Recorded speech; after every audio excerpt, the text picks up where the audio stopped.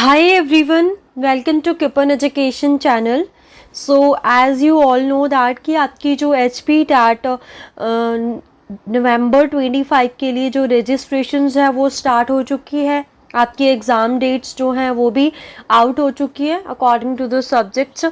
ठीक है, सो आज की वीडियो में हम जो डिस्कस करने वाले हैं that is your very very important question जो कि केमिस्ट्री सेक्शन के रहेंगे। So this video are helpful for those students who are appearing for HP TAT medical and also for non medical। ठीक है, so I hope जो बच्चे हमारे साथ जुड़े हुए हैं उनको हमने बोला था कि जो हमने प्लेलिस्ट बनाई है केमिस्ट्री और फिज़िक्स के लिए तो वो उन्होंने देखनी स्टार्ट कर दी होनी। ठीक है, सो काफ़ी सारे बच्चों ने काफ़ी चैप्टर्स जो हैं वो कंप्लीट भी कर लिए होंगे।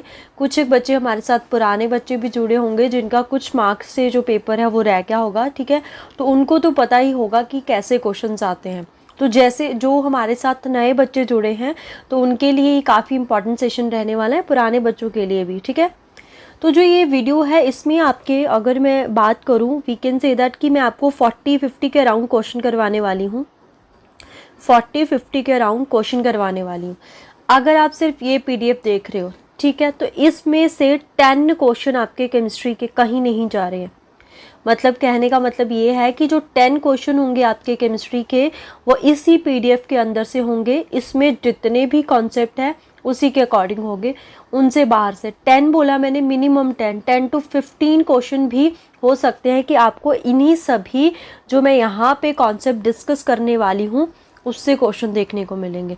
तो these are the very very important most important question है ये HP टैट केमिस्ट्री के पॉइंट ऑफ व्यू से, राइट।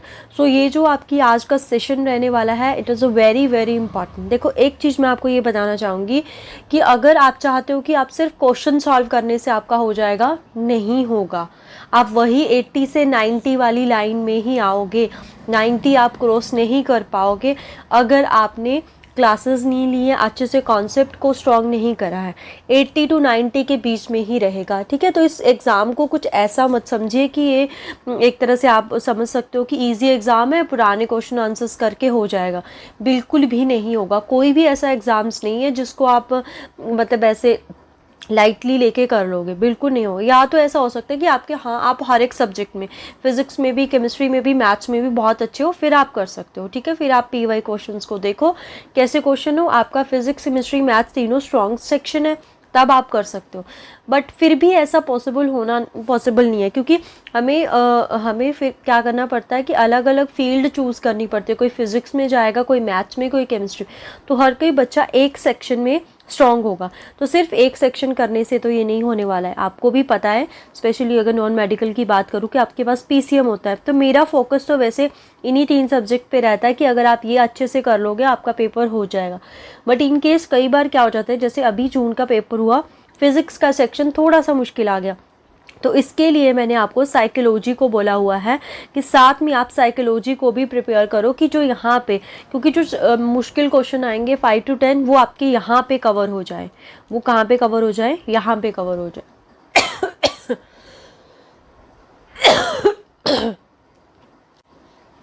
सॉरी।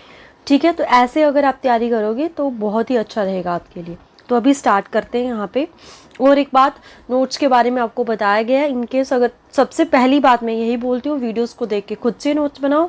इनकेस आप कुछ भी हो, जॉब में हो, हाउसवाइफ हो, बच्चे हैं आपके, नहीं बना सकते हो, टाइम नहीं आपके पास, तब आप नोट्स को परचेज़ कर सकते हैं।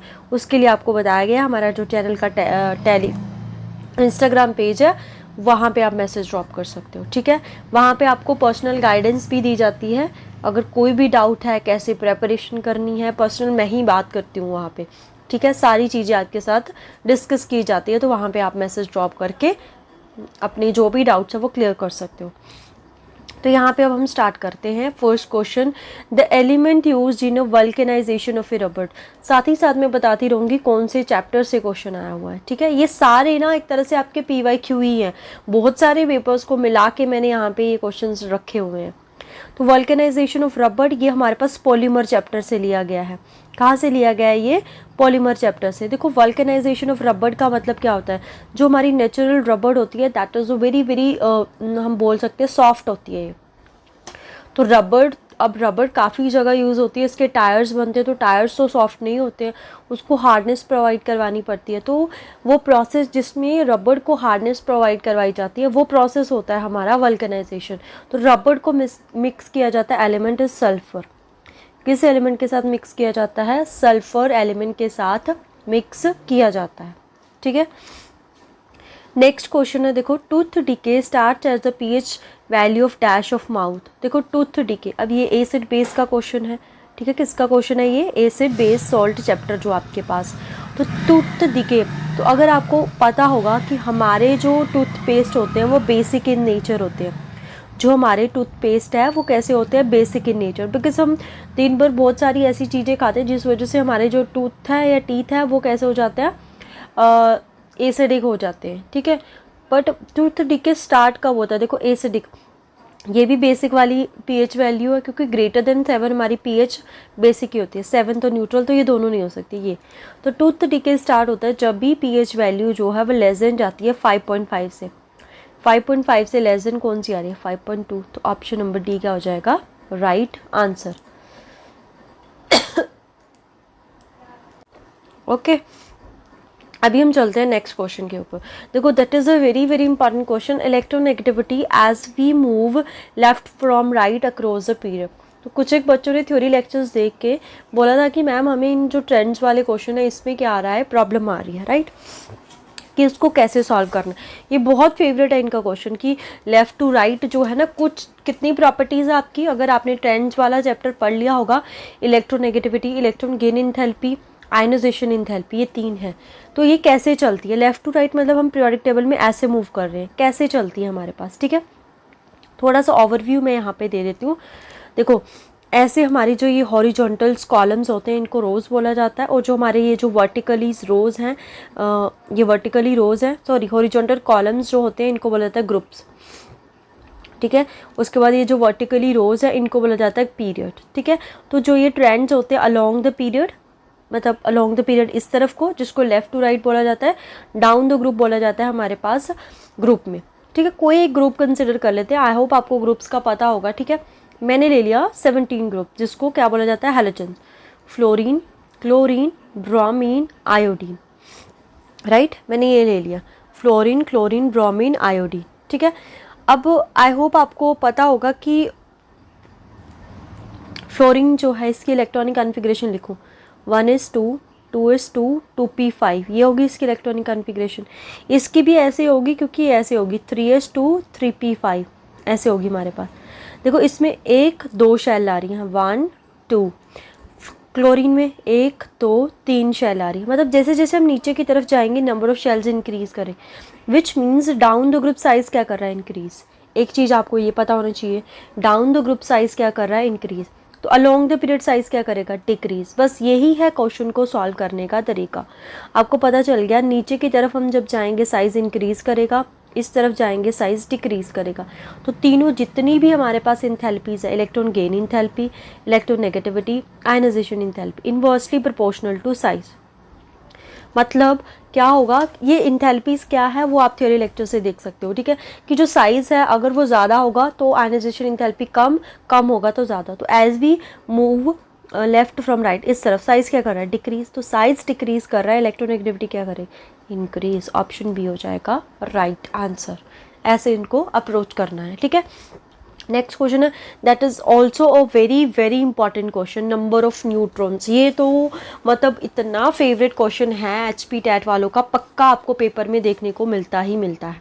ठीक है, आपको नंबर ऑफ न्यूट्रॉन्स निकालना है। ये ऐसे लिखा हुआ है, क्लोरीन 17 इसका एटॉमिक नंबर और 37 इन्होंने मास नंबर दे रखा है, मतलब पेपर में ऐसा लिखा होगा। तो these are the number of, ये एटॉमिक नंबर है, ये नंबर ऑफ प्रोटॉन्स होते हैं। तो जो मास नंबर होता है, नंबर ऑफ प्रोटॉन्स माइनस में न्यूट्रॉन्स होते हैं। तो अगर हम इन दोनों को माइनस कर देंगे, इन दोनों को माइनस कर देंगे, तब हमारे पास आ जाएगा नंबर ऑफ न्यूट्रॉन। तो माइनस करके क्या आ जाएगा? 20। ये बहुत फेवरेट क्वेश्चन है HP टैट वालों का कि न्यूट्रॉन्स, या फिर ऐसे आ सकता है कि बताओ इनमें क्या रिलेशन है। लेट्स से मैंने ये लिखा यहाँ पे ये नाइट्रोजन, यहाँ पे कार्बन लिख दिया, यहाँ पे 613 आ गया, यहाँ पे मैंने 714 लिख दिया। ठीक है, कि बताओ इनमें क्या रिलेशन है। देखो इनका एटॉमिक नंबर सेम नहीं है, जिनका एटॉमिक नंबर सेम होता है वो आइसोटॉप्स होते हैं, नहीं है। ना ही इनका मास नंबर सेम है, जिनका मास नंबर सेम होता है वो आइसोबार होते हैं। फिर क्या बचता है हमारे पास, इनको माइनस कर दो। 14 में से 7 7, 13 में से 6 7, तो number of neutrons are same. Number of neutrons are same which means ये हमारे पास आइसोटोन्स होंगे। ये क्या होंगे हमारे पास, आइसोटोन्स। ठीक है, ये भी बहुत फेवरेट है एचपी टेट वालों का क्वेश्चन। ठीक है, नेक्स्ट क्वेश्चन के ऊपर चलते हैं। टैमरिंड, टैमरिंड आपकी इमली एसिड बेस का, ये भी बहुत ज़्यादा फेवरेट है एचपी टेट वालों का। 10th की क्लास में है एसिड बेस चैप्टर, वहाँ पे ये टेबल बना हुआ है। टैमरिंड में कौन सा है, लेमन में कौन सा है, कर्ड में कौन सा है, आंट के स्टिंग में कौन सा है, विनेगर में कौन सा एसिड प्रेजेंट है। तो tamarind contain citric, tartaric, succinic, इसमें ये चारों एसिड्स प्रेजेंट होते हैं टैमरिंड में। ठीक है, चारों एसिड्स क्या होते हैं, प्रेजेंट होते हैं टैमरिंड में, राइट। नेक्स्ट चलते हैं, dash is stored in the water, इसमें से किसको वाटर में स्टोर करके रखा जाता है। देखो यहाँ पे ये फॉस्फोरस, ये जो फॉस्फोरस है इसको वाटर में स्टोर करके रखा जाता है क्योंकि एयर के साथ रिएक्ट करता है। इकलौती जो नॉन मेटल है जिसको वाटर के अंदर स्टोर करके रखा जाता है ड्यू टू रिएक्टिविटी विद, अगर हम बात करें इसकी उसके साथ, एयर के साथ। नेक्स्ट क्वेश्चन के ऊपर चलते हैं। Bullet proof alloys steels contains, देखो ये भी अलॉयज वाला। ठीक है, जितने भी अलॉयज हैं उनको बिल्कुल अच्छे से करना है, किसी भी एक भी अलॉय को नहीं छोड़ना है। Metal and non metal chapter का, इसमें से भी पक्का ये एक अलॉय वाला हो गया और एक और वाला होगा। पक्का क्वेश्चन यहाँ से भी आता ही आता है पेपर में। ठीक है, तो इसके लिए आपको क्या करना है, इसके लिए metal and non metal chapter आपको करवाया गया, उसको अच्छे से करना है, वहाँ से हम करेंगे इसको। ठीक है, तो bullet proof alloy steel contains, तो इसमें क्या आता है हमारे पास, कौन सा, जिरकोनियम। क्या होता है, जिरकोनियम। ठीक है, which of the following halogen has highest bond energy. देखो इसको आप समझने की ट्राई करना कि ये फ्लोरीन फ्लोरीन है, इनके बीच में बॉन्ड होगा, क्लोरीन थोड़ा सा बड़ा हो जाएगा, देन ब्रोमीन और बड़ा हो जाएगा क्योंकि एक ही ग्रुप के एलिमेंट है, आयोडीन और बड़ा हो जाएगा। तो जैसे जैसे साइज इंक्रीज करता है ना, बॉन्डिंग प्रॉपर नहीं होती है हमारे पास, बॉन्डिंग प्रॉपर नहीं होती है, मतलब बॉन्ड जो है इतना ज़्यादा स्ट्रॉन्ग नहीं बनता है डाउन द ग्रुप। तो अगर ऐसा होता है तो सबसे स्ट्रॉन्ग बॉन्ड किसका होना चाहिए, फ्लोरीन का, पर ऐसा नहीं है। अब इसका रीज़न क्या है, क्योंकि इसका साइज़ है बहुत ही छोटा, तो इसमें आते हैं नंबर ऑफ इलेक्ट्रॉन्स। इसकी वैलेंस शेल में 7 number of electron, due to the small size यहाँ पे रिपल्शन होती है, तो बॉन्डिंग इतनी ज़्यादा प्रॉपर नहीं होती है। तो इसीलिए जो Cl2 है उसका बॉन्ड यहाँ पे क्या होगा, उसकी जो बॉन्ड एनर्जी होगी वो क्या होगी, सबसे ज़्यादा बॉन्ड एंथैल्पी एनर्जी होगी। Sorry, right. नेक्स्ट क्वेश्चन के ऊपर चलते हैं। The density of water is maximum at, तो जो ये क्वेश्चन है ना, ये हमारे पास फिजिक्स में भी देखने को मिलता है, कई बार केमिस्ट्री सेक्शन में भी देखने को मिलता है। तो इसका राइट आंसर है at 4 degree Celsius temperature. 4 degree Celsius temperature पे जो डेंसिटी होती है वाटर की वो मैक्सिमम होती है। ठीक है, अभी आया protium and the deuterium are examples of, तो मैंने बोला था ना ये आइसोटोप आइसोटोन इनको बिल्कुल नहीं छोड़ना, इनके ऊपर हमेशा क्वेश्चन आता है। तो ये जो प्रोटियम और ड्यूटीरियम है, these are the isotopes of hydrogen. Hydrogen के 3 आइसोटोप्स होते हैं, एटॉमिक नंबर 1 1 1, यहाँ पे मास नंबर 1, इसका 2, इसका 3। तो this is protium, deuterium and then tritium. ठीक है, तो दीज आर द आइसोटोप्स। और जो इसका ट्रिटियम आइसोटोप्स होता है ये रेडियो एक्टिव इन नेचर होता है। क्वेश्चन भी फ्रेम हो सकता है कौन सा रेडियो एक्टिव इन नेचर होता है, तो कौन सा होता है, ट्रिटियम।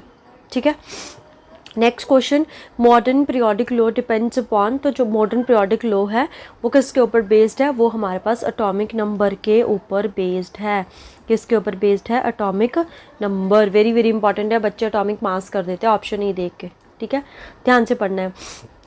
वेपराइजेशन कॉज, ये स्टेट्स ऑफ मैटर का क्वेश्चन है। तो जब भी वेपराइजेशन होती है हमारी कूलिंग होती है, कूलिंग होती है। ठीक है, कूलिंग होती है क्योंकि जो वेपराइजेशन है वो सराउंडिंग से एनर्जी को क्या कर लेती है, एब्जॉर्ब। सराउंडिंग से एनर्जी एब्जॉर्ब हुई है तो वहाँ पे कूलिंग होगी, कूलिंग, ऑप्शन ए।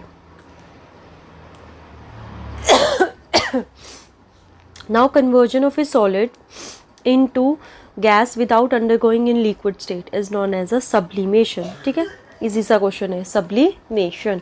बट इस सब्लिमेशन के ऊपर काफ़ी क्वेश्चन आते हैं। हमारे पास 3 सब्सटेंस है जो एनसीईआरटी में मेंशन है, naphthalene, naphthalene anthracene, ammonium chloride and एक और है हमारे पास, 4 है, कैम्फर। ये 4 सब्सटेंस ऐसे हैं जो सब्लिमेशन शो करते हैं।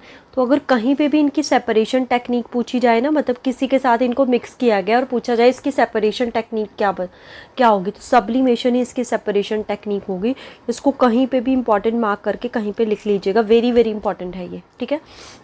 Melting point of an ice, तो अगर हिंदी में डिग्री सेल्सियस में बात करें तो वो तो 0.0 डिग्री सेल्सियस, केल्विन में दैट्स 273 पॉइंट में 16 केल्विन, एनसीईआरटी बुक में मेंशन है। जैसे dash is are stored in kerosene oil, तो मेटल्स है यहाँ पर सोडियम पोटाशियम दोनों ही, या कोई नहीं, तो सोडियम और पोटाशियम दोनों ही बहुत ज़्यादा रिएक्टिव होती है, इसलिए इनको स्टोर करके रखा जाता है केरोसिन ऑयल में। Both A and B is the right answer.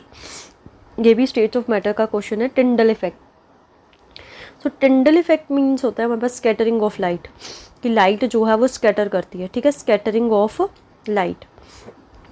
तो अगर आपने स्टेट्स ऑफ मैटर पढ़ा होगा तो उसमें हम 3 तरह के वो देखते हैं, एक तरह से मिक्सचर्स होते हैं हमारे पास। ट्रू सोल्यूशन, उसको ट्रू बोला जाता है, उसके बाद हमारा कोलाइडल आता है, उसके बाद एक सस्पेंशन आता है, ठीक है। डिटेल नहीं बता रही हूँ मैं 3, तो ये दोनों शो करते हैं हमारे पास टिंडल। ट्रू सोल्यूशन नहीं करेगा, सस्पेंशन करेगा, कोलाइडल करेगा, तो both B and C is the right answer. Both B and C is the next. अब ये atomic radius as we move from left to right, ये इस तरफ चलते हैं पीरियड में, ये क्या करती है, ये हमने ऊपर डिस्कस कर लिया। तो इसका आंसर आप मेरे को कमेंट सेक्शन में बताओगे, ठीक है। इसका आंसर आप मेरे को कमेंट सेक्शन में बताओगे कि इसका आंसर क्या आएगा, राइट। नेक्स्ट क्वेश्चन के ऊपर चलते हैं। That dash catalyst is used as a hydrogenation of vegetables oil, ये क्वेश्चन भी बहुत बार मतलब यूज़ आया है आपके पेपर में। हाइड्रोजनेशन ऑफ वेजिटेबल्स ऑयल, जो वेजिटेबल्स ऑयल्स होते हैं वो अनसेचुरेटेड इन नेचर होते हैं, मतलब उनके बीच में डबल ट्रिपल बॉन्ड्स होते हैं, तो इनको ब्रेक करके हमें हाइड्रोजन ऐड करना होता है, तो दीज आर द हाइड्रोजनेशन। तो इसमें निकल को कैटलिस्ट यूज़ किया जाता है, किसको, निकल को, राइट। देखो आगे, why type of a treatment beneficial for bee sting, कि जब आपको बी जो है वो उसका स्टिंग जो है वो कट कर जाए, मतलब वो आपको कट कर जाए, तो कौन सा ट्रीटमेंट उसमें क्या रहेगा। If I am saying that कि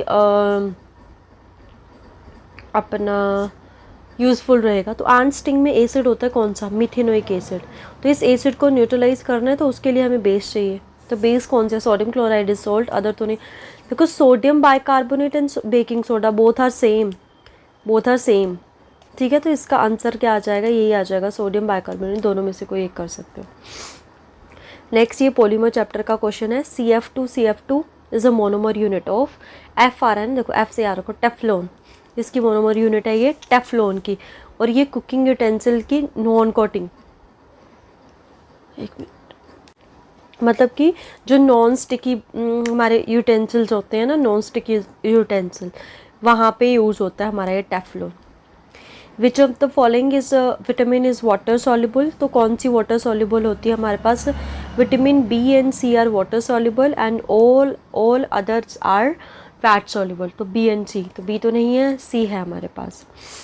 विच of the following is insulator, aluminium is metal, तो ये तो नहीं हो सकती है। सिलिकॉन इज अ सेमीकंडक्टर, करती है नहीं करती है, नहीं हो सकती है। Graphite is a non metal and it have exception, non metal है बट ये कंडक्ट करती है, तो ये भी नहीं हो सकती, बचा diamond, option B is the right answer. We can separate the mixture of NaCl and ammonium chloride, देखो ये वही क्वेश्चन आ गया, अमोनियम क्लोराइड, तो ये किस मेथड से सेपरेट होगा, इसका भी आंसर आप मेरे को कमेंट सेक्शन में बताओगे, ये हमने डिस्कस कर लिया है, राइट। तो these are also very very important question that group number 1 को क्या बोलते हैं, 2 को क्या बोलते हैं, 15 को, 16 को, 17 को, 18 को। तो 16 ग्रुप कौन सा है, ऑक्सीजन फैमिली, उसको बोला जाता है चैल्कोजेंस, बिकॉज वो ऑक्साइड फॉर्म करते हैं, इसलिए उनको क्या बोला जाता है, chalcogens. The lowest ionization enthalpy are found in, की जो पीरियोडिक टेबल है हमारा, ऐसे करके अगर हम बनाएं कुछ पीरियोडिक टेबल ऐसा दिखता है हमारे पास, ऐसे करके यहाँ सारे आ गए यहाँ से। तो जब हम इस तरफ चलते हैं तो आयनाइजेशन एंथैल्पी क्या करेगी, इंक्रीज़, क्योंकि इस तरफ को साइज डिक्रीज़ करता है। तो यानी कि जो इस तरफ पड़े हुए हैं उनकी आयनाइजेशन एंथैल्पी सबसे ज़्यादा है। तो इस तरफ कौन कौन है, इनर्ट गैसेज, नोबल गैसेज, तो उनकी तो लोएस्ट नहीं हो सकती है। ट्रांजिशन मेटल ये बीच में वाली है, डी ब्लॉक को बोलते हैं, तो ये भी नहीं हो सकती है। हैलोजन यहाँ जैसे आते हैं, ये भी नहीं हो सकते। अल्कली मेटल आती है सबसे पहले, तो सबसे लोएस्ट जो ग्रुप नंबर 1 इनकी होती है आयनाइजेशन एंथैल्पी। अगर हाईएस्ट पूछे तो इनर्ट गैसेज की। नेक्स्ट है what are the fundamental particle present in the nucleus. तो न्यूक्लियस जो होता है, यहाँ पे न्यूक्लियस है, यहाँ पे इलेक्ट्रॉन्स रिवॉल्व करते हैं। तो न्यूक्लियस में क्या प्रेजेंट है, positive charge on protons and neutrons, protons and neutrons, option B. Which is used as a moderator in nuclear reactor, heavy water, D2O, ठीक है।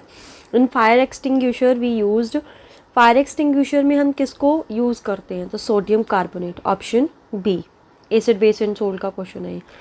Which of the following has the highest catenation capability, C for catenation, C for कौन सा element आता है, carbon, तो carbon has the highest catenation ability. Most electronegative element, ध्यान से देखना है क्या पूछा, इलेक्ट्रोनेगेटिव एलिमेंट। इलेक्ट्रोनेगेटिव एलिमेंट के लिए ट्रिक है phone, F for fluorine, O for oxygen, N for nitrogen.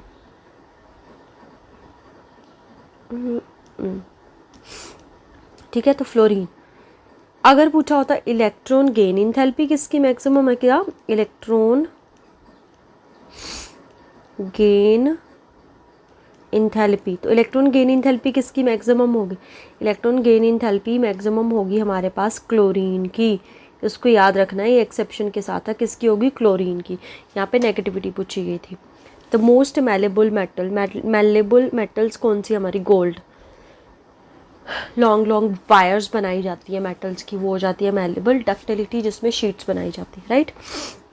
The process employed for the concentration of sulphide ores, जब भी सल्फाइड ओर्स होते हैं, जो सल्फाइड मेटल्स के ओर्स हैं, मतलब ये प्रोसेस कौन सा है, हमारे पास एक्सट्रैक्शन प्रोसेस है ओर से मेटल को एक्सट्रैक्ट करने का। तो जो भी सल्फाइड ओर्स होते हैं उनके लिए कौन सा स्पेशल मेथड होता है, फ्रोथ फ्लोटेशन, याद रखना है इसको, froth flotation. Next is permanent hardness of water is due to, permanent hardness होती है जो वो वाटर में, तो वो होती है हमारे पास chloride and sulphate of calcium and magnesium, option A. अगर वो पूछता टेम्पररी, तो टेम्पररी होती है bicarbonates of calcium and magnesium. Permanent पूछा है तो वो क्लोराइड और सल्फेट्स की वजह से, ठीक है। Which of the following metals form an, next is that which of the following metals form an amalgam with other metal, amalgam is alloy। तो देखो इसको कैसे याद रखना है, जी आ रहा है इसमें, जी कौन सी मेटल में आता है, मरकरी में, Hg, option number D. Galvanization is a process in which, तो गैल्वेनाइजेशन क्या प्रोसेस है, मेटल्स को कोरोजन से बचाता है। तो ये आयरन इजीली कोरोड हो जाता है, तो इसके ऊपर एक मेटल्स की कोटिंग की जाती है, उस प्रोसेस को बोला जाता है गैल्वेनाइजेशन। तो कौन सी मेटल की कोटिंग की जाती है, zinc, Fe, zinc is deposit as a layer on Fe भी लिखा हुआ है दोनों को कंफ्यूज करने के लिए, तो option B is the right answer, ठीक है। नेक्स्ट है हमारे पास, देखो, isotope of an element use for treatment of cancer, ये भी बहुत इंपॉर्टेंट है, NCERT में मेंशन है। कौन सी मेटल के आइसोटोप यूज़ किए जाते हैं ट्रीटमेंट ऑफ कैंसर, कोबाल्ट के, किसके किए जाते हैं, कोबाल्ट की, ऑप्शन बी।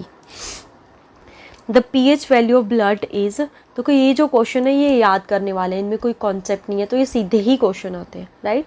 तो pH जो हमारे पास होता है किसका, if I am talking about that कि किसका पूछा हुआ है इन्होंने, ब्लड का। तो ब्लड का जो pH है हमारे पास वो कितना होता है, ब्लड का pH 7.4, राइट। ब्लड का जो pH है वो कितना आ गया हमारे पास, 7.4। नेक्स्ट क्वेश्चन के ऊपर चलते हैं। देखो फिर से metal and non metal he chapter है, बट क्या क्वेश्चन आ चुका है यहाँ पे आपके पास क्वेश्चन देखने को मिला हुआ है कि हमारे पास अलॉय बताओ, पर किस मेटल का, गन मेटल का, ठीक है। क्या पूछा हुआ है उसने, गन मेटल किसका अलॉय है, alloy is homogeneous mixtures of metal and non metal. तो गन मेटल जो है वो अलॉय है हमारे पास कॉपर, टिन और जिंक की, कॉपर, टिन और जिंक, ठीक है। नेक्स्ट है मोस्ट अबंडेंट मेटल इन अर्थ क्रस्ट, सबसे ज़्यादा पाए जाने वाली जो मेटल है अर्थ क्रस्ट पे वो कौन सी है, वो हमारे पास एल्यूमिनियम। कौन सी हमारी, एल्यूमिनियम। अगर एलिमेंट पूछे कि कौन सा एलिमेंट सबसे ज़्यादा अमाउंट में पाया जाता है तो वो है हमारे पास अर्थ क्रस्ट पे ऑक्सीजन। ठीक है, एलिमेंट कौन सा है, ऑक्सीजन। मेटल कौन सी है, aluminium. Which of the following depends upon the temperature, तो ये मोल कॉन्सेप्ट का क्वेश्चन है, ये टर्म्स है कॉन्सेंट्रेशन टर्म्स कि टेम्परेचर के ऊपर कौन डिपेंड करता है, तो हमारी मोलैलिटी कौन डिपेंड करती है, molality. Hardest form of carbon, carbon के ये सारे अलॉयज हैं, फुलरीन्स आएगा यहाँ पे, फुलरीन। सो हार्डेस्ट कौन सी है, diamond, diamond is the hardest natural substance, right. Next है by which mixture, by which method can the mixture of a sand and naphthalene can be separated, तो ये भी आप मेरे को कमेंट सेक्शन में बताओगे, इससे रिलेटेड क्वेश्चन भी मैं आपको बता चुकी हूँ, तो इसका आंसर कमेंट सेक्शन में। Next question is which medicine is use to cure acidity, कौन सी मेडिसिन एसिडिटी को क्योर, देखो एसिड है, एसिड के इफेक्ट को क्या करना है, एसिड के इफेक्ट को एंटी करना है। ठीक है, एसिड के इफेक्ट को क्या करना है, एंटी। एसिड के इफेक्ट को एंटी करना है, तो उसके लिए हमें एंटी एसिड चाहिए, तो एंटासिड, ऑप्शन सी, जो कि हमारा मिल्क ऑफ मैग्नीशिया होता है। एंटासिड दूसरा नाम बोल सकते हैं हम, इट्स बेस, तो milk of magnesia is magnesium hydroxide, तो ये बेस है हमारे पास।